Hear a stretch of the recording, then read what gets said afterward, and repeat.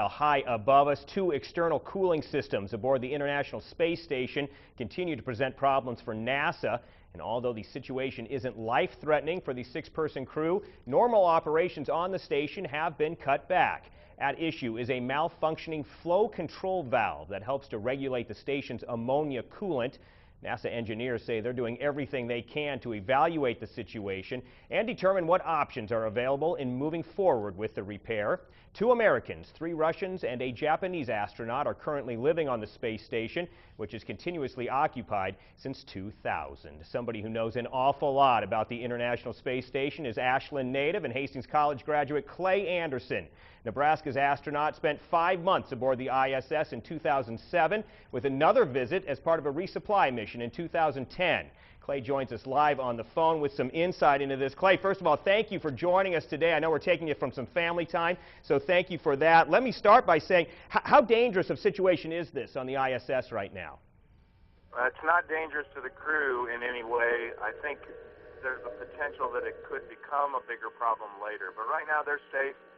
It's under control, and the ground is trying to figure out what to do next.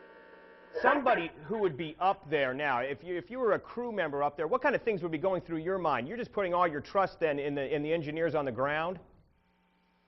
Yes, and I think that what they're doing is they're working to help the ground shut down some things that aren't required right now to lessen the heat load on the station. But I think in the back of Rick Mastracchio's mind, who's a crewmate from 131 with me, I think he's thinking that if it is really bad, he says, I want to do a spacewalk. That's what I'm guessing. Yeah, and you bring up Rick, and you spent a lot of hours outside the space station yourself with Rick as well. What is the difference between what would be an emergency spacewalk versus one that had been planned all along as part of the mission?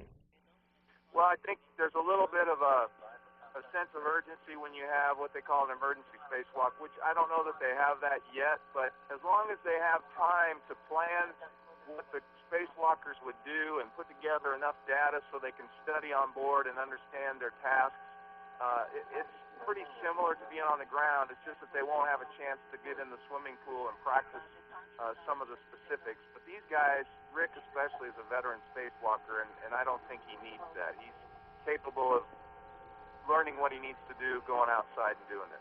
Very good. While we have you on the phone, you have retired now from NASA but are still incredibly busy. Tell people what you've been up to, Clay.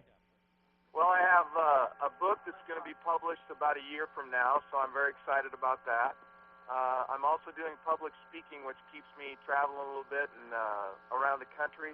And the third thing that's big on my ticket right now is I teach quarter time at Iowa State to the freshman engineering students. So yes, I'm almost busier than I was when I was employed at NASA.